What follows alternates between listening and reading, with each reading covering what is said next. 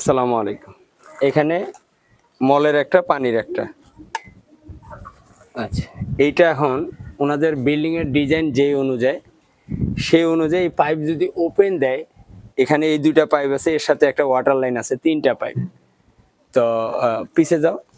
তো সেই হিসাবে কিন্তু খুবই খারাপ দেখা যাবে। এটা যদি 5 ইঞ্চি গাঁথনি করে এই একটা পিছনে বিশেষ করে এখন এইটা দিলেই হয়, পিছনের গুলো না দিলেও হয়।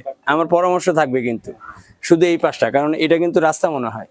হ্যাঁ, এটা যেহেতু রাস্তা, তাইলে আমার বিল্ডিং করলাম, এই যে দেখেন বিল্ডিং এর ভিউটা মাশাআল্লাহ, এই যে কত সুন্দর করে ডিজাইন করছে। এটা কিন্তু 5 তলা পর্যন্ত হবে ডিজাইনটা। তাহলে এটা যখন কমপ্লিট করবে, এই ঘরটা যখন ভাঙ্গা ফেলবে, তখন কিন্তু অনেক সুন্দর ফোকাস করবে। তাহলে সেই হিসাবে অন্তপক্ষে এই টয়লেটের জায়গাটা ডাকটেল করে দিতে হবে, ঠিক আছে না? তাহলে সেই ক্ষেত্রে বিল্ডিং এর লুকটা কিন্তু সুন্দর আসবে, নাকি ভাই?